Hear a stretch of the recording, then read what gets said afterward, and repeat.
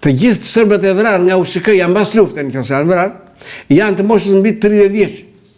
Dhe asnjë femër nuk thuhet që janë vrarë dhe një femër. Domethënë se janë këta që kanë bërë krime dhe mund të ketë vrarë X dhe Y që kanë vrarë nënën, baban, vëllain, motrën. Sepse këto dëshmi nxjerr sepse Serbia ka çuar një dosje me 62.000 faqe në Hag. Dhe mbështeten vetëm te dosja e kësaj dhe të dëshmitarët e fshehtë shqiptar. Prandaj gjyqi është i padrejtë. Është gjyq politik. Këta s'ka as dokument. Dhe gafa tjetër që bën këmbë, i morën vetëm avokat mbrojtës të huaj. Si s'morën një avokat mbrojtës nga Kosova? Që thotë ku janë dokumentat? Se ushtria është kështu. Atëherë, si shpjegohet që nuk është thirrur asnjë nga antarët e shtabit të përgjithshëm dëshmitar në Hag? Sepse këta kanë thënë s'ka ekzistuar shtabi i përgjithshëm. Dhe Beslimi Sirapi që e thirrën, e kishin nga këta në dëshmitë e tyre, në fjalën e tyre, mund ta kenë thënë që e di Beslimi. Dhe kur vajti Beslimi, e dha gjyqi që i hapur, edhe i tha prokurori, gjykatësi, i tha kujdes. E shoh që ka ardhur pa avokat, duhet të vijë me avokat. Kujdes, se nga dëshmitar mund të kthesh i pandehur. Edhe ai foli se 2 orë, domethënë foli mrekulli, ja pranuan gjithë iku Beslimi. Është në Kosovë. Po Beslimi ka qenë, dhe do thëmë një tjetër, nga janari vitin 1999, derisa mbaroi lufta, të gjithë këta të drejtues politike s'kan ekzistuar në Kosovë. Dhe kur u kthye Hashimi, ishte kthyer në 12 prill. Po tani nuk ishte më drejtori i drejtues politike, ishte kryeminist. Dhe kryeministri do urdhonte tani mbretën ushtar. Dhe ne i raportonim kryeministrit. Dhe erdhi vajte në fshat tjetër të shtimjes. Po. Për kështu që Hashimi nuk ka pasur asnjë rol në drejtimin operativ aq më tepër të zbulimit. Jo, që duhet të dimë edhe një gjë, shtabi i përgjithshëm i Shtetit Shqiptar të Kosovës mund të jetë rast unikat në botë që ishte dhe institucion politik edhe institucion ushtarak. Pse e them këtë? LPK-ja, që mburen sot, që ne e bëjmë luftën, që me kuqe me maç që në gjithë në Evropë, dhe nuk erdhi asnjë nga ata të drejtojnë luftën në Kosovë. Dhe ne u detyrua UÇK-ja ndaj ngritit drejtorin politike. Këta të drejtorës politike nuk ka si të rinë në shtab, do vënë të mbarin popullin, ndaj pjesëmarrja në popull në UÇK është e pakët, se nuk pati asnjë organizat bazë partie të LPK-s në një fshat të Kosovës. Jo më në batalionet tona sishte.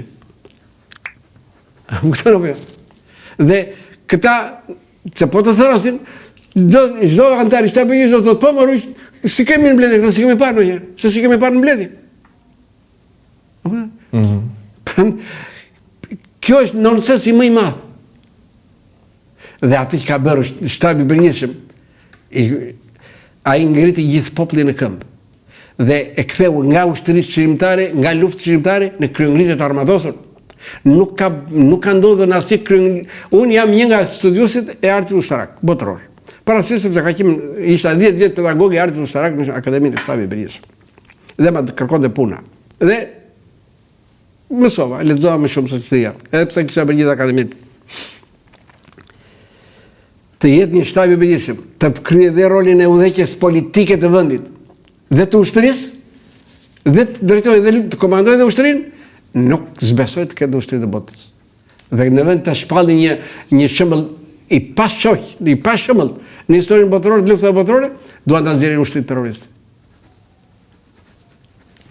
Dhe do të them një gjë tjetër. Kur erdhëm që bëhen bisedimet me KFOR-in, me NATO-n, për demilitarizimin e UÇK-s, mua më thanë ti do mbash vetëm protokollin. Do diskutonte Hashimi, Jakub Krasniqi dhe Agim Çeku, sepse Besim Zyrapi ka qenë një vit rresht shef i shtabit përgjithshëm të Shtetit Shqiptar të Kosovës, nga qershori 98-s deri në 26 prill të 99-s. Në 26 prill duke gdhirë mëngjes erdhi për të drejtuar operacionin Shijeta nga Shqipëria. Dhe në datën 28 prill u emërua Agim Çeku shef shtabi. Të 99-s. Dhe Besim Zyrapi nuk ishte prezent kur bëm bisedimet me NATO. Dhe generali angles, Jackson. Kam parë diçka që nuk e kam parë të asnjë politikan shqiptar. Nuk kam qenë me të hojtë. Por kur ne e kundërshtonim për çështjen, sepse do të thonë diçka tjetër. Ai një di, kur ne e kundërshtonim, ai merrte rezultatën 2024 ja bënte këtë kam Bibëlun. Unë që ndoj kësaj, e keni firmos vetë, tha në një moment, në Ramuje që të qarmatosë të shkaja. Si, se ne s'ta kishin thënë që do të qarmatosë të shkaja. S'ta kishin dërguar ta. Prandaj Demashi dha drejtën, se u tha tradhtar, dhe këta i thanë tani tradhtar Demashi më mërë ta. Dhe u ngrit një komandant zone, i zonës parë operative, Samil Ushtaku. U ngrit në vendi dhe vajte kapi Hashimin. Hashim, se sa ke dërguar ne? Torfkini. Edhe vajte ullë. Dhe, ko filluam të kundërshtoni, ai generali angles, Jackson, general me 3 yje, i NATO-s, ai kishtë një ushtarak në kratë majt, një civil në kratë djath, dhe kur neve i bënim pyetje, ose propozime që nuk ishin simbas rezolutës, a i thoshte, të pjesë që këta se janë më të mëshur se mua. Mblidheshin, dilin para dhe flisë me zotullet dhe pasaj na jepte përgjigje. Nuk e kam parë të bëkush këtë në politikanë tanë, që të pjesë këshiltarin. Këshiltarin të pas kam të shuar kafen, këta tanë, nuk kam për të marrë mëndën. Dhe në një moment, dolem pushim. Se debatet bëshin tashmë. Dolem pushim edhe u thomun këtyre. Se një dina thështë Bibli, kam Biblin unë. I thomë Hashimit dhe këtyre, mëre, po si kur ti propozojmë që ushtria shqiptare e Kosovës të transformohet në gardë kombëtare e Kosovës? Si garda kombëtare e Shtetit Bashkuar të Amerikës? Si ishtë garda kombëtare? Dhe u thash. Garda kombëtare e Shtetit Bashkuar të Amerikës është një ushtri me shërbimit të detyrueshëm. E ka shërbimin 3 vjeçar. Është mbi 200.000 forca, ndarë në disa divizion. Kjo gardë ka në jurisdiksionin e saj, në kontrollin e saj, doganat. E gjithë Amerikës ka garda kombëtare.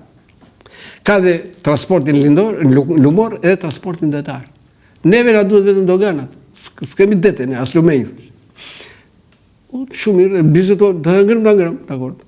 Më futëm, ngërë dorën Hashimi dhe i thot, mirë, kemi propozim tjetër, ta kthejmë si garda kombëtare e Amerikës. Të pjesë këta, të flasë me këta shokët thaj, foli me ta, se shpoj së të juam. Mori telefonit dorën dhe doli jashtë. Foli nga 4-5 minuta, u këthije, u ullë, edhe mirë, të shtohet pikë me vete. Dhe u shtua pikë me vete. Mbaruam, kjo është dita e parë. Vazhdoj dita e dytë, në ditën e dytë, erdi Rubini. Dhe mbaruam bisedimet me gjithë shokjen, e kishë gazetare, të shokjen. Bile erdhe dhe në zyrat që ishim nësë, bile ja bëjnë një fshat tjetër, bëjnë në shtab.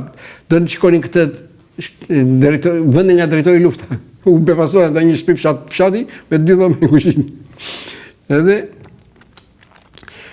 ikën ata, bas një 4-5 orësh, na vjen, me thonë marrin mua, sepse rria unë në telefonin satelitor, sepse mbaja bashkëpunim me NATO. Domethënë, qysh në datën 24 që filluan bombardimet, mua më caktuan të mbaja bashkëpunim me NATO. Dhe Sean Burns, që kryetari i vëzhguesve ndërkombëtar në Kosovë, kishte vajtur në Kumanov. Dhe ai na merr në datën 23 mars, në orën 5 mbasdite. Bie telefoni satelitor. Neve kishim vajtur, tani organizuam betejën mbrojtëse në zonën e parë operative. Dhe bie telefoni, Sean Burnsin telefon. Dhe na thot, prisnin telefon se dikush do të marri. Dhe na merr Ram Kuca, shefi shikut toni nga i prefekturës të Kuksit. Po. Ram Kuca dhe filloi të flisë Bislimi me dhe. Dhe mirë po, Bislimi të ashti se u njoftuam që në sonde NATO do filloi bombardimet. Bislimi u presionua tani NATO-ja të bashkëpunojë me Bislimin. Edhe Kur filloi Rama të fliste, tha mërë, kush i kupton mirë këta të Shqipërisë se këta flasin shpejt. Haroj një kishë mua, që thot ai shikosi, shpëtimi, unë shpëtimi falë. E mora unë, më tha, edhe me shpjegoj me detaje. Pasi mbaroj që dhe në porosia, bie prap telefoni Shonbërës dhe me thot mua. Tani që në moment me thot mua bislimi, do bashkëveprim me NATO. Se falë që ne në shkollë Stërmbe në mëson anglishën. Se dy gjuhë mësonim neve, dy armiq kryesor, Rusin dhe Amerikën. Me disë të tjera me thot. Kur neve do thomi që të ngrihet aviacioni dhe vendin ku do godasi, forcat tuaja do të largoni jo më pak se 2000 metra larg, sepse mund të dëmtojnë. Kishin frikë zjarrin mik. Po, e dyta. Edhe e fundit që më tha, ky parasysh. Neve do të njoftojmë 5 minuta përpara se të ngrihet aviacioni i radhës. Kur të thomi që e ka radhën aviacioni francez, mos na jep të dhëna. Dhe më thënë, historia me francezët është e vjetër, si që doli... E thot e në verin ditarën e tij. Po ç'është kjo punë me Francën? Pse na urren nga shumë? Edhe legionin e parë të huaj francez që krijoi me shqiptar.